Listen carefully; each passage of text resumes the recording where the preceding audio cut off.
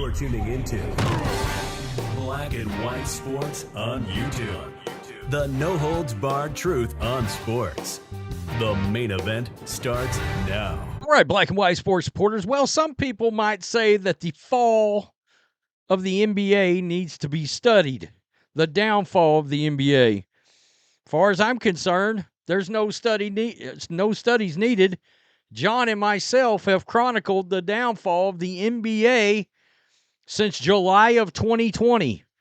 Now, in case you guys do not remember what happened that year, that was the year that the NBA decided to embrace social justice, politics, identity politics.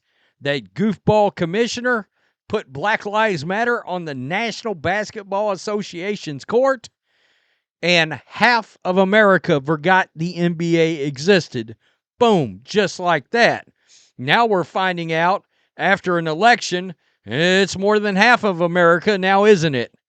And so we know exactly what brought down the NBA.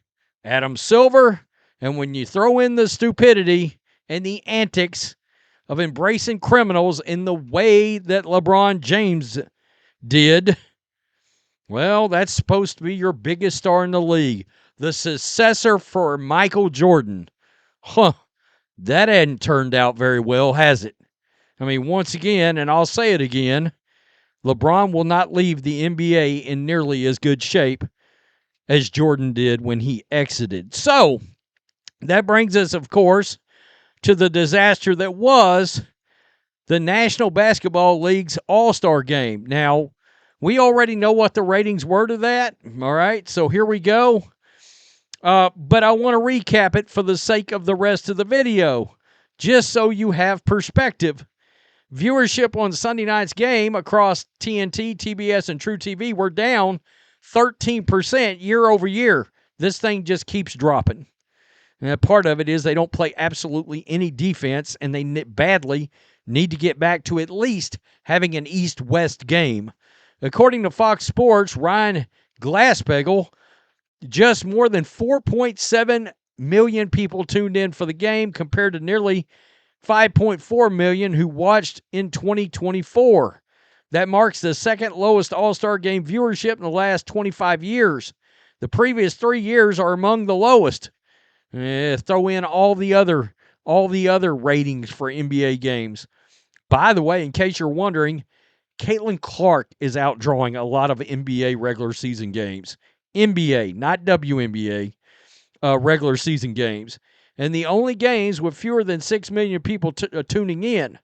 The game in 2023 drew about 4.6 million. So you're talking about almost no difference between the lowest.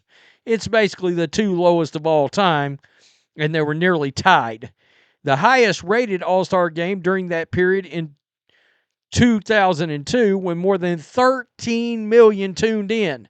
That game featured a 31% performance from Kobe Bryant, who was booed by Philadelphia fans and a missed breakaway dunk from Michael Jordan. We never knew how good we had it back then. Seriously. So, there's the chart of the game's downfall. All right? Right here in front of us. Man, right there, 2020. You see that. And then, boom, off of a cliff. So, we all know what happened on Thursday night. One of the most exciting hockey games anybody's ever watched. The National Hockey League got something very, very right when they created this Four Nations tournament. Now, whether or not you think it ought to be a little bigger or whatever, I think Russia should have been allowed to be involved. They're absolutely one of the best hockey-playing countries that there is. Whether that needs to turn into a Team USA versus the world, Team World, that's being talked about for the NBA, I don't know.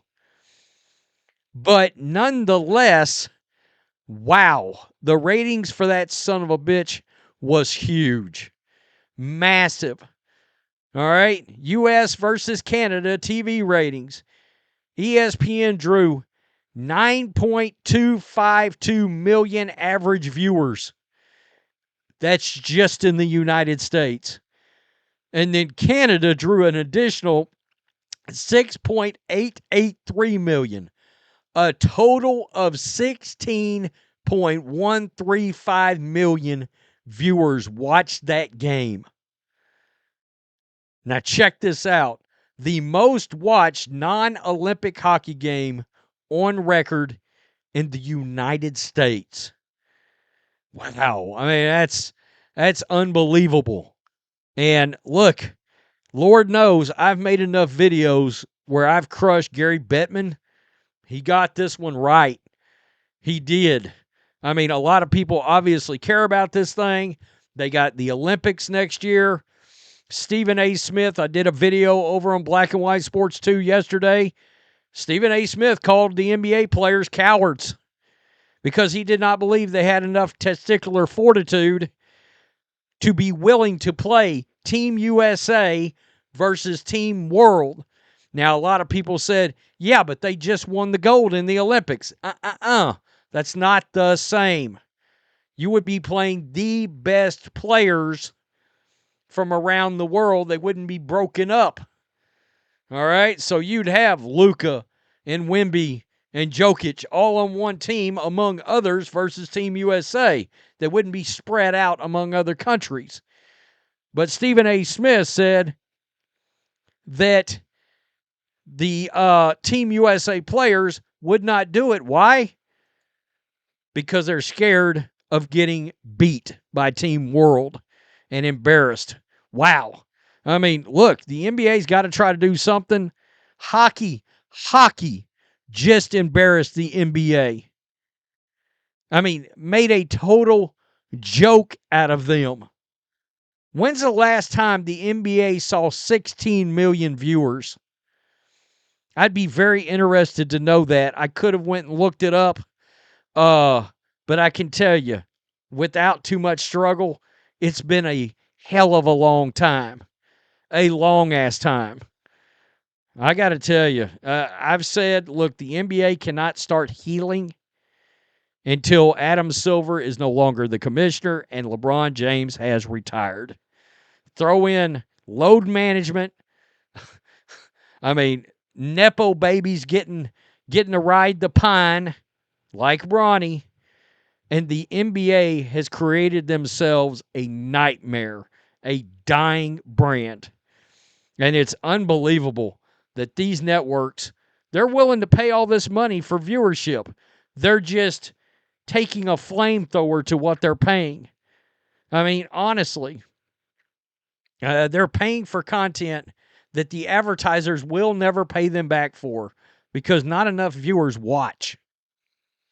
Hockey, Gary Bettman just slapped Adam Silver like a bitch in front of everybody. And it's hilarious. Football's got to figure something out too. Baseball, it's not great, but it's not putrid yet. Tell me what you think. Peace. I'm out. Till next time. Thanks for watching the show. Be sure to like, comment, and subscribe. Be sure to tune in next time on Black and White Sports.